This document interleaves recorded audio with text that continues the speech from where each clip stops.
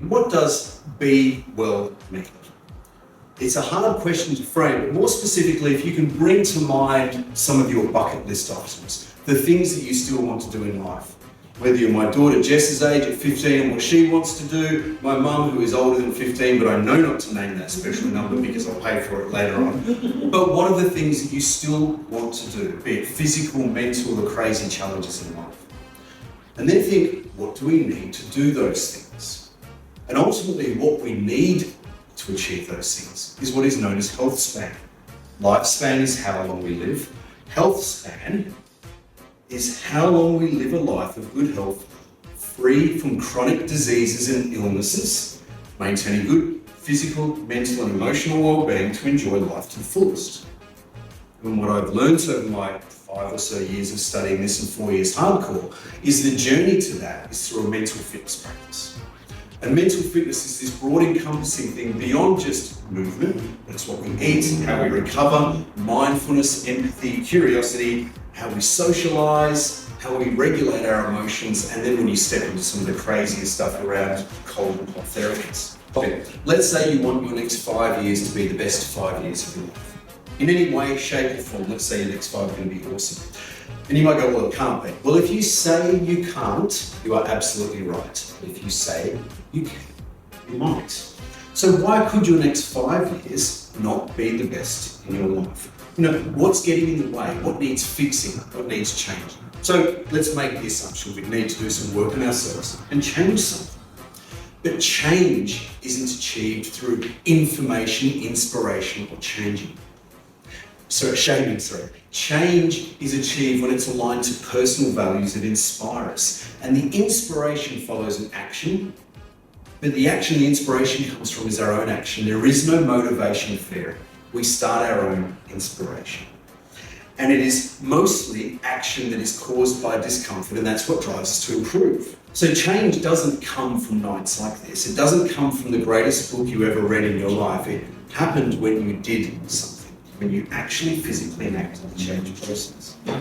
So on that, let's do a quick whistle-stop tour around change in habits and just how much they impact who we are and what we do. Change begins with awareness. So what I'm going to do, make it easy, there's a great Mafia quote, which is start by removing the pebble from your shoe. So we wouldn't take the pebble out of our shoe unless we knew it was there. We tend not to respond to something unless it's annoying us. So the awareness generally comes from discomfort. Back in the 70s, there was 2 people, James Chuska and Carlo de Clement, who proposed what is now known as the trans-theoretical model of change. And they broke the change process for sustainable change, meaningful change, into 6 steps. First was that awareness, and it's pretty much pebble in the shoe analogy.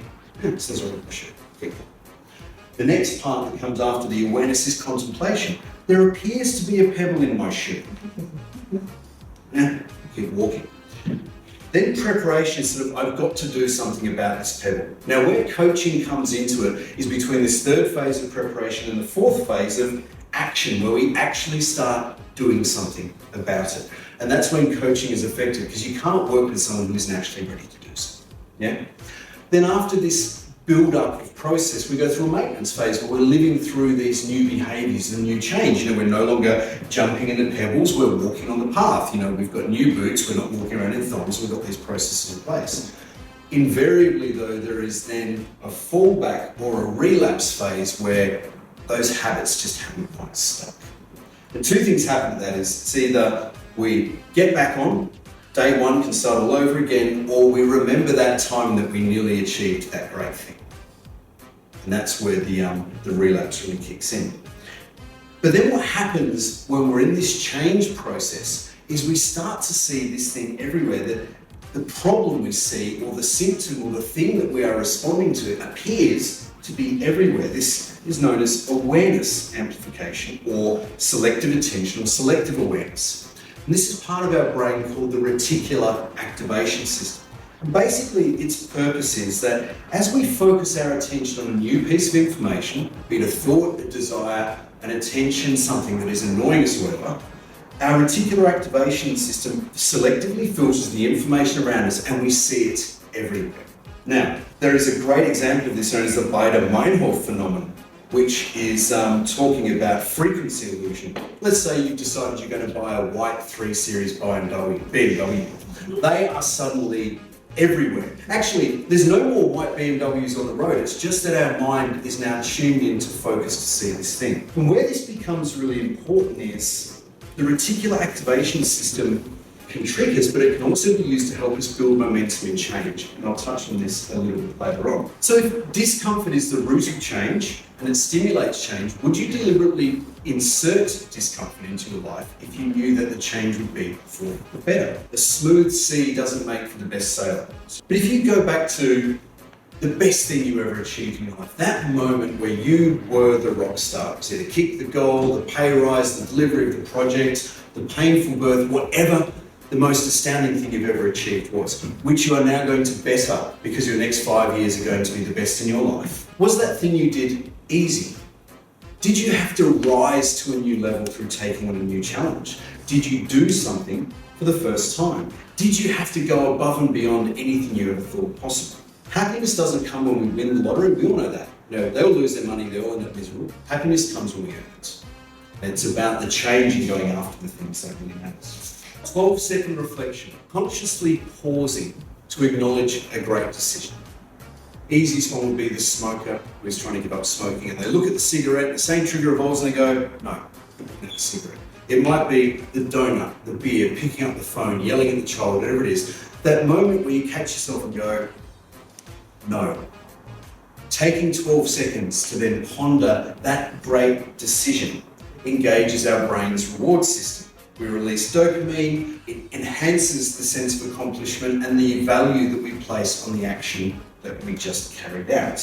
Strengthens the neural pathways associated with the behaviour and in turn increases the chance of us doing it again by 30% more the next time that we're with it. 12-second contemplation. So back to this mental fitness thing. What is mental fitness? Well, mental fitness is a resilient mind that thrives in the chaos of life, supporting focus, purpose, and emotional balance. And if you think of a mental fitness practice as a gymnasium for the mind, we'd be open 24/7. We'd be training in boot camps with other people. We'd be focusing on what we eat, how we move, mindfulness, resistance training, and recovery. These are the practices that, when focused on, contribute to what's. These are the things that we need to do. And if you look at mental fitness versus mental health, and you look at mental health as something that takes place in a hospital where we are recovering from something that we were not equipped to deal with, whether it be an emotional trauma or a physical trauma, we're searching for a cure. A mental fitness practice is all about elevating our threshold. So when the unknown shit happens, we're able to stay present in the moment, be it physical, mental, or emotional, maintain our calm and continue to operate at our very best level under the pressure. And if you put that though in that context of that mental gymnasium, or think about it as going to a gym, 70% of gym memberships finish after 3 months. So many people, vast majority of people, let their gym memberships lapse. So why do we stop going? Even though we know we should, why do we stop doing the things that we should be doing? One of the fascinating aspects around coaching is understanding that emotions by far override logic when it comes to implementing meaningful change in our life, which is why marketing appeals to our emotions, not about the facts of the products that we are purchasing. And so if I put that in the context of whys that don't work in the gym analogy, I'm going to the gym to get fit. Why do you want to get fit? Why do you want to lose weight? Why do you want to look better or have more energy? What are you going to do with that? It's meaningless. Why would you bother getting fit for the sake of it? It actually doesn't achieve anything. So in the context of health and wellness coaching that is sort of ascribed in Australia, there's sort of 3 or 4 main aspects to it.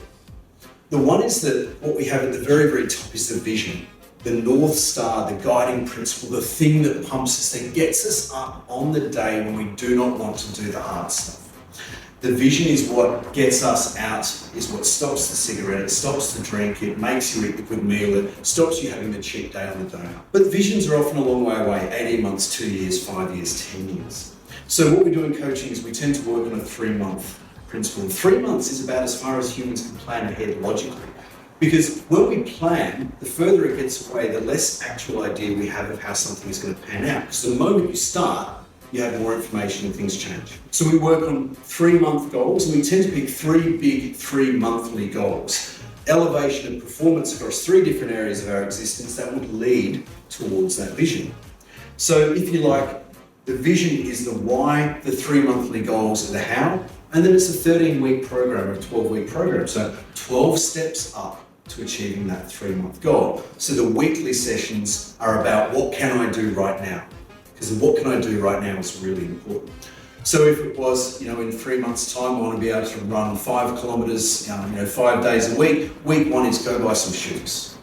Week 2 is go find a few different places you can run at. Week 3, run 300 meters, then walk 500, then go home until it's 5 days a week at 5Ks. It's that gradual stepping up. The role of the coach in all this is to keep people motivated, inspired, not to give them answers to their questions though, but to show them how to question their own answers.